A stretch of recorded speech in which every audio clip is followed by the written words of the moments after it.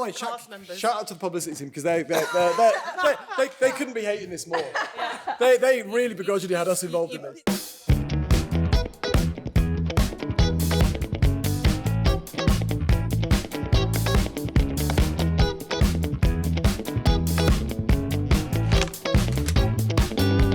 What makes SNL UK so special? I was just thinking that. We make it every week, a different show.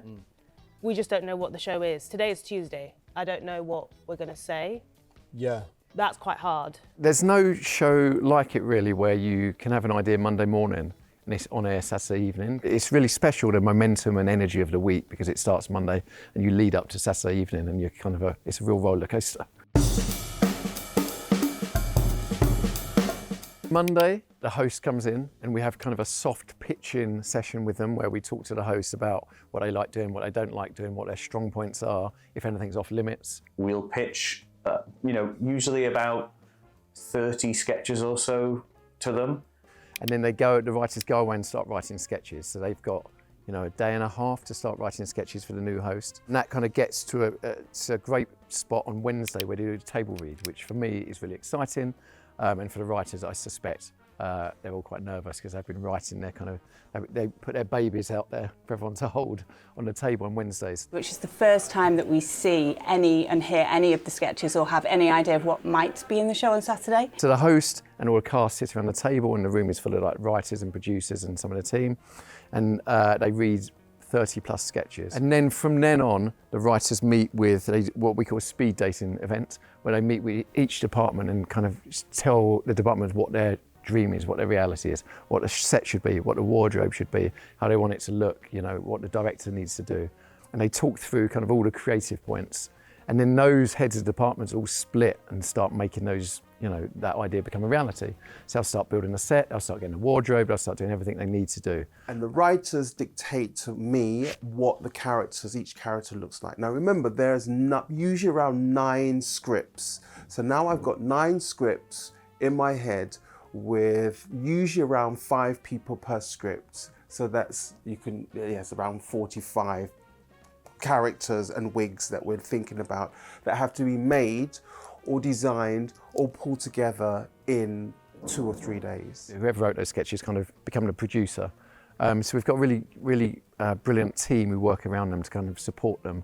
And we've got the creative hub in the middle of it. So we've got this amazing kind of infrastructure so that the writers can go on and work with the wardrobe department, the set department, fine-tuning the script, working director. Kind of everything comes together to kind of make their sketch the reality. Thursday, we film a VT in the morning and we do blocking in the afternoon in the studio. That is like a shell of a set and no wardrobe, but you kind of get it on its feet, the cameras get in position, the cast start to get to know the lines, the host gets to know the lines, and the writers, they're producing all the way through and kind of taking what they want and what they don't want, and kind of fine-tuning that script. And then on Friday, we do the same thing again. And then gradually the sets that we've designed will start trickling in and we'll get little bits of it and we'll be able to start blocking the sketches out. At the end of the day, Friday, we have a meeting where we choose a rundown of a show, what we think will work for dress. The big thing actually for our studio is it's a square with a massive big bit of set piece, as in our home base and our music stage on one side, which only really leaves us about 4 other spaces to stage sketches. So each sketch has to be really thought about. What does that sketch have? We know we have one stage that we can fly on. We have one really good stage where we could do stunts on. Like this last week, we had a plane sketch. So we knew we had to get half a fuselage of an aeroplane into the studio somehow. So where's the best place to put that? We know it's going to be in, it's going to have to stay in. We're certainly not going to be resetting an aeroplane in the middle of the show. So things like that will then immediately determine where everything's going to be staged.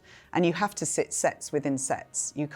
There are 2 set areas in studio that have to be able to support 2 sketches. So you build a big one and then a little one inside. And you sometimes have to fold bits in to allow cameras to move around and everything. It just becomes this huge bit of choreography. And then Saturday is an incredibly exciting day where we tech rehearse every sketch. So every sketch gets, for the first time, we see the full set, we see the wardrobe, they read it through. We've got a really short amount of time to try and get it up to speed. And that's when you suddenly realise that the wig's too big, or they're wearing blue and they're against a blue background and we've got to change the colour of the background or whatever it is. So that's when everything comes together and you suddenly realise what's not quite right, what needs changing. And then when we've done all of that and we're hurtling towards Dress rehearsal. And the dress rehearsal happens on Saturday about 6 o'clock. We'll run it like a proper show. We'll have an audience in here, and then they laugh at a lot of things. Some things they might not laugh at. And we fine tune all the way through the dress rehearsal, and we kind of pick what works, what doesn't work. And that's when you hear the laughter for the first time and you hear the sketch being, hear the live response from the audience. And live from London, it's Saturday night!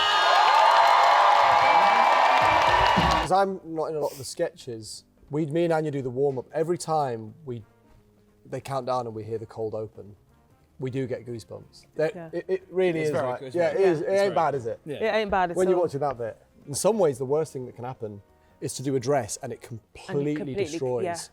And then you sort of have this feeling. Well, I'd say the week we just had, nothing really did that badly. And then you think, what's going to get cut? And then it's usually my stuff, isn't it? It's always your stuff. He'll probably be cut from this bit. Yes. Yeah. That's why I'm wearing green. Straight down the middle. Yeah. Just green screen. So they go into a meeting with the host, pick their favourite sketches. We know the monologues in. We know that there'll be live sketches, weekend updates. We have about an hour and a half then between show, dress run and show to turn it around and give notes. And in 10 o'clock on Saturday, we've got the running order, the sketches are good to go, and it goes out live on TV. So it's kind of, by the time we get to 10 o'clock, everyone hopefully knows what they're doing, and it's all been streamlined, and we're trying to make people laugh on a Saturday night. When we go live, it's 5. But then we have to go back to using volume. Yeah. It's kind of weird how it goes on and off, isn't it? I know. And that's quite hard when they go, and then in your mind you're like, I'm live on I'm live on television right this second. When you're watching the show from up here particularly, you can kind of see while the show's happening, so many things are moving at the same time. There's sets being taken down, sets being built, wardrobe being changed, cast being rushed everywhere. So it's kind of it really is a really gentle choreography, because everyone has to be quiet because we're on air, but they're all moving at a pace and everyone's doing their jobs, and it all kind of somehow comes together. You've got the cameras who need to get from one place to the next. You've got stage hands waiting to get in there and whip out the furniture and whip out the set. You've got the host who always has a quick change as well, and then me trying to corral however many cast members were in that scene and get them to the right place. Everything's got to happen in the right order, otherwise you all end up tripping over each other. So we've kind of created something with loads of different amazing people in loads of different positions and loads of different teams, and it all come together to try and get this show on the road. You talk about the Americans, a process that's come from them is the cue cards. Yeah, the cue Can you cards. walk us through how that cue card process works for you? I would love to walk you through how the cue card process works. Essentially, we are we do our sketches, and the cue cards team are stationed at specific points in the eye lines of the cameras. So we had I'd say 2 weeks of just learning how to do the cue cards and how to read them and how to perform with them and to look and play out, but also play to each other. And so it's such an interesting process of finding the card, but also staying in the scene and staying with them. And we're just there really to try and make the actors feel confident that they can glance at us and be like, okay, that's my line, because they might go out onto the floor and not actually know what their line's going to be, or it might have changed. So they can't rely on memorising their lines. Don't you dare learn your lines. It's almost like if you learn your lines, you've made a mistake. Imagine what this show would be like if you had to learn the lines. It would be a disaster, wouldn't it? Yeah. I'd shit myself.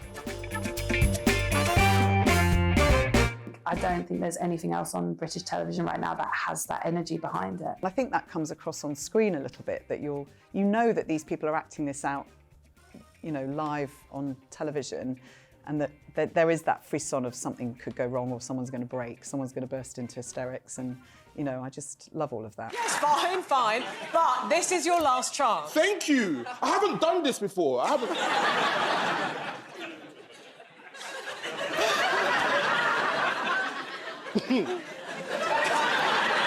TV's tricky at the moment, and there's not many opportunities like this anymore. And to be so supported by Sky, we've been really lucky. So everyone's bought into it, and every week we're just trying to make people laugh.